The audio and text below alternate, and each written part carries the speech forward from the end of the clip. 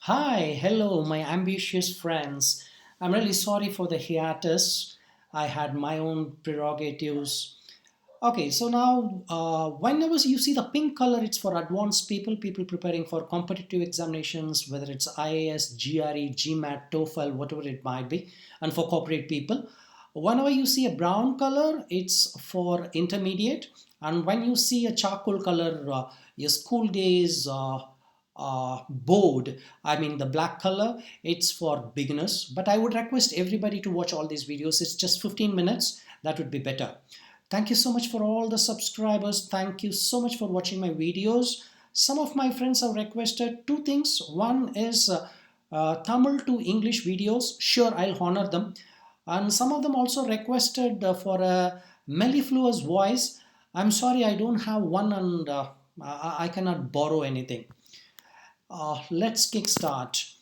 From the bottom of our hearts, let's thank all those contributing directly or indirectly to the pandemic. RIP for the lives lost. I'm really sorry about it.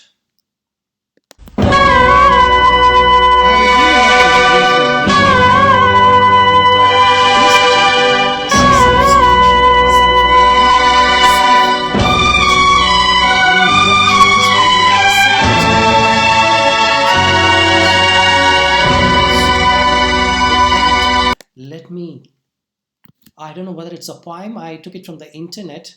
It takes strength to be firm, it takes courage to be gentle, it takes strength to conquer, it takes courage to surrender, it takes strength to be certain, it takes courage to have doubt, it takes strength to fit in, it takes courage to stand out, it takes strength to feel a friend's pain, it takes courage to feel your own pain, it takes strength to endure abuse, it takes courage to stop it, it takes strength to stand alone. It takes courage to lean on another. It takes strength to love. It takes courage to be loved. It takes strength to survive. It takes courage to live. Author unknown. I thought it's the right time. This is a manna for all of us during this particular epidemic. English is actually, maybe I should say it's a little ironical. The plural of box is boxes, but the plural of ox is oxen. The same goes with goose, it's geese, mouse, it's mice. Don't ask me what is for the spouse, it's not spice. So, likewise, if you see, yes, there are some ironies. If father is pop, how come mother is not mop? No, it's certainly not possible. People in the Poland are called Poles, from the Holland. I'm sorry, the Germans. I'm sorry, Germans. Okay, so the more you get used to it, it would be better. So it's all in the discipline. Every day, if you could work on your English for at least half an hour or three-quarter of an hour or an hour's time, certainly you will see magical results. But it has to be everyday. Language is a practice, it's a discipline actually. Now, a lot of people are asking me, what is this pandemic? What's an outbreak? What's an endemic? A pandemic is a worldwide spread of new infectious disease, coronavirus. Greek pan means all. So the pandemic, pantheism, or pan-Asia. There are so many words about pan. I'll discuss about this root pan in another video. Demos means people, demography, demagogue. So that's why it's called a pandemic. An outbreak, it's more of a disease. It's more of than expected or recorded in one particular area. So that's where an outbreak is declared. Endemic is an outbreak that occurs at a predictable rate in certain area or among a set of population. Maybe we can take chicken pox, so that would be better. So, and I'm sorry, that's endemic. And epidemic will see a disease rapidly spread among large number of people in a given population. It might be the consequence of disasters, tropical storms, floods, earthquakes. There have been 14 epidemics since 2010, including the Ebola epidemic in West Africa. I'm sorry, it killed around 11,300 people. In 2003, we had the SARS outbreak. It was also classified as an epidemic. Now, is this coronavirus a pandemic? Yes, March 11th, 2020, the World Health Organization, Dr. Tedros, confirmed that it's actually a pandemic. Let's move to tenses. I'm not going to go deep inside tenses, I will do that in the basic. But if you would like to speak fluently, I would request you to be, I request you to be equipped with around 1,000+ verbs. Let's take a verb. Base form is cleave, infinitive form is to cleave, present participle form is cleaving, past form is cleaved, clove, cleft. It's got 3 forms. Don't ask me why, that's the way it happens. The past participle form is also cleaved, clone, cleft. And sometimes words have more than one meaning. There is a primary meaning, there's a secondary meaning. So cleave is to split or divide violently. They cleaved the stone. Cleave to someone or something is to have a strong feelings. They were cleaving to their values. So tenses, present tense, present continuous tense, present perfect continuous tense, and present perfect tense. I have given it.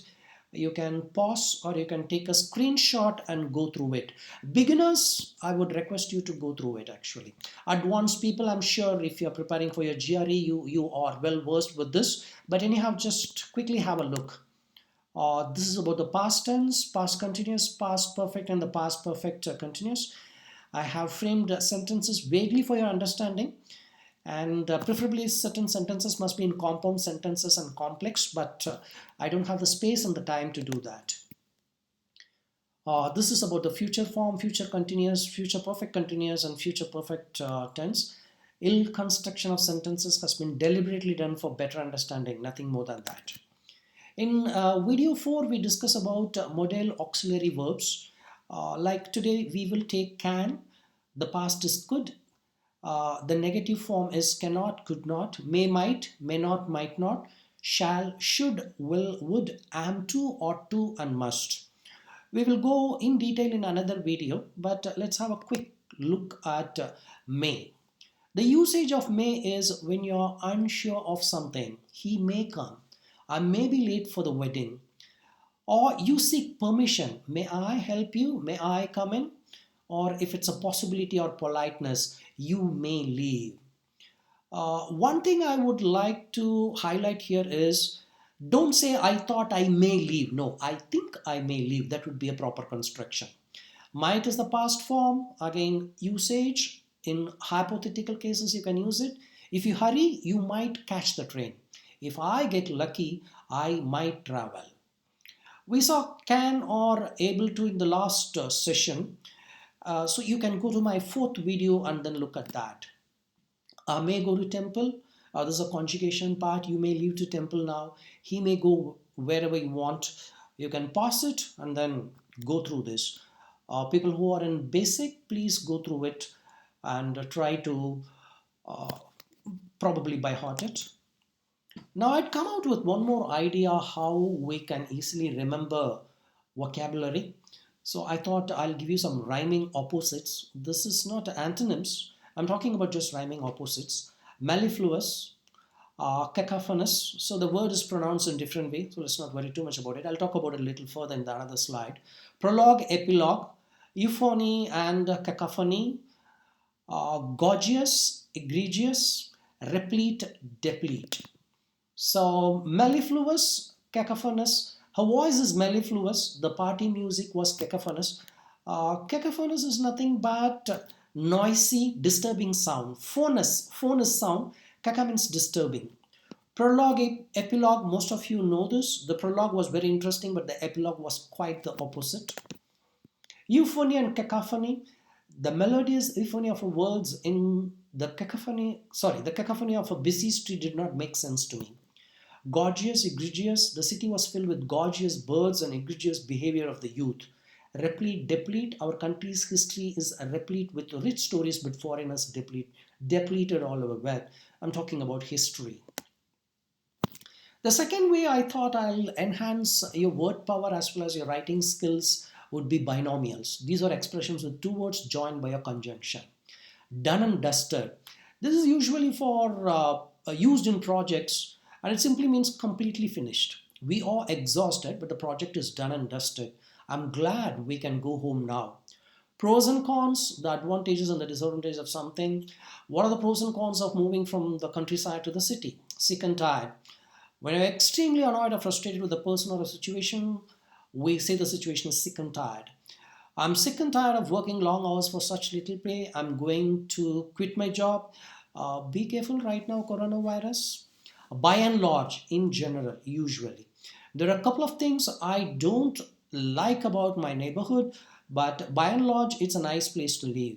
Wear and tear, the damage of something that happens gradually over time from regularly using it. Your body parts, after 40, there will be a lot of wear and tear, and your guarantee will be over. I'm selling my cell phone, although it has a bit of wear and tear, it works perfectly. Punctuations, please forgive me. While proofing it, we will do it. There's another way of looking at your vocabulary, especially people going for CAT, GMAT, and other things. You can use this suffix, prefix, and suffix method.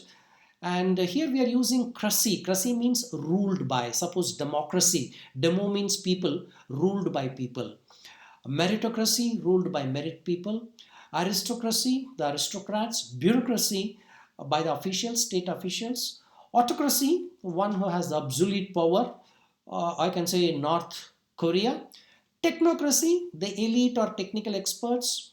There's a gynocracy or gynarchy or gynarchy, ruled by women. Yes, it was there. The Britain earlier it was by the Queen actually. Androcracy, dominated by men. Kleptocracy, ruled by thieves. I don't want to give an example for you. Mediocrity, neither good nor bad, average people ruling some places. Examples, you know well. This is another way we can catch a lot of Spanish words in English. There's a word called siesta. Siesta and fiesta. Siesta is sleep, fiesta is a feast. Aficionado, a fan of something. It comes from aficionar, to inspire affection.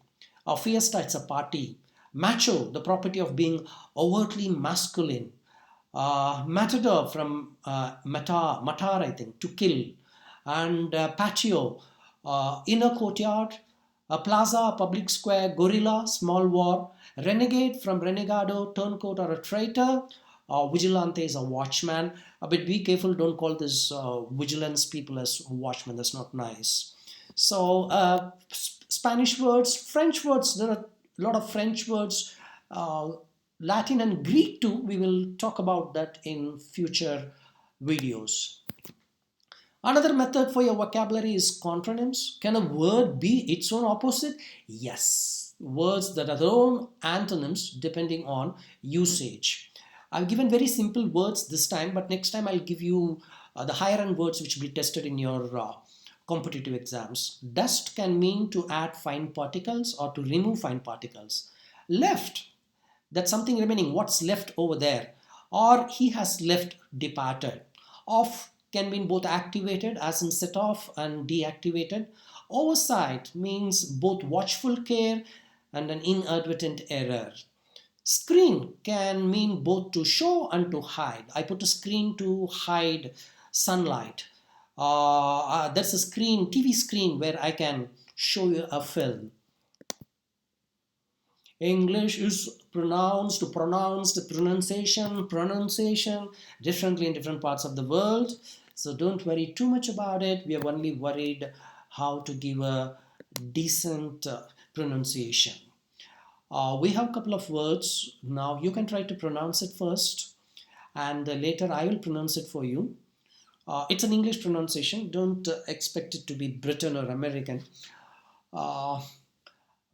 Maniac, maniacal, tyranny, tyrannical, banal, contagious, volatile, or volatile is also okay, volatility, heptathlon, rhetoric, disparate.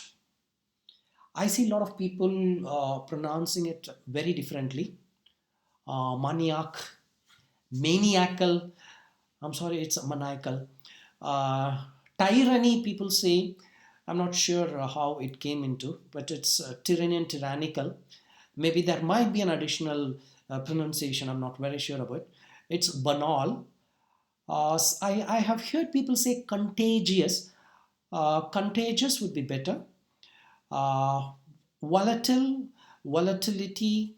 Volatile is also fine. I checked with the internet. Heptathlon, rhetoric, and desperate. If you're slightly okay with the pronunciation, then it's fine. Don't go too much into the pronunciation. So we don't need that much. Be careful with these words, famous versus infamous. Yes, famous, infamous, notorious, valuable, invaluable. You're valuable to me, you're invaluable, but both are same. Flammable, inflammable, both are one and the same. I repeat, flammable, inflammable, both are one and the same. That which can catch fire, that which can catch fire easily. The book I would like to introduce is Tuesdays with Mori. It's a really great book. I've read it at least 2 to 3 times. The book is all about an elderman's uncharted journey in life. There's a difference between uncharted and uncharted. So I'm talking about uncharted. That's it. It's all about forgiveness and loving those who surround us. A true story. The author Mitch Albom has a favorite professor named Mori who teaches a social psychology course. Mori becomes Mitch's mentor, and 15 years later, Mori is uptight with an incurable illness called Lou Gehrig's disease. I'm sorry, I don't know how to pronounce it properly. Mitch had settled in Detroit and become a successful sport journalist, but failed to keep a tab on his mentor.